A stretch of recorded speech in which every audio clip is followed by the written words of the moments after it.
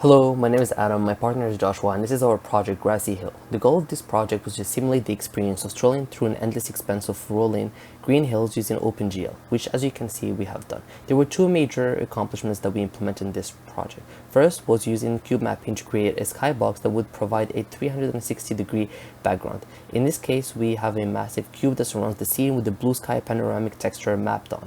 The view of the box is configured to rotate along with the camera, but it will not move from its position relative to the user, making it appear to be an endless backdrop. This feature was especially challenging since we had to figure out how to incorporate, override, and in some cases, break the abstractions that typically work well for rendering other objects in a scene like the terrain. This procedurally generated endless terrain is the second major technical accomplishment. We generated the terrain using Perlin noise and 6 parameters which can be adjusted using special key mappings. I can scale mountains to be flatter, or raise them to be taller, or make them closer together by adjusting scale, height, and lacunarity respectively. Implementing the infinite terrain scrolling was quite a challenge, and we would like to highlight this particular method that we used to accomplish this effect. Our strategy for rendering the infinite terrain goes something like this.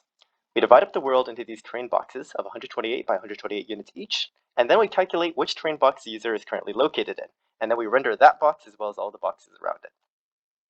As the user walks past the boundaries for a terrain box, all terrain boxes that are not adjacent to where the user is currently standing, they will be de-rendered. We figured out which terrain boxes are adjacent to the one that the user is currently standing in, and then we render those boxes at the same time. Now, on a code scale, all of these rendering and de-rendering is essentially in a giant array representing the height map. And when we're figuring out what the next height map should be, we actually take the clever approach by optimizing the process. Since we're only adding 3 at most 5 new blocks of height map terrain every time, we can keep most of our data by shifting it internally within the array and only calculating the new data values as necessary. So here's this function called moveCamera, and moveCamera is basically responsible for figuring out how many indexes in the x and z direction that the player has moved relative to the original terrain box. And so if that's non-zero, then we go ahead and call this updateHeightMap function. And what this updateHeightMap does is it determines which pieces of data that we can pull from the old array, because they haven't changed, we just need to change their position in the array, we don't have to recalculate them, versus which ones are actually new pieces of terrain box that we have to recalculate. And so we got this temporary height data array over here. We delete the original m height data, and then we set the new height data as a pointer in our code.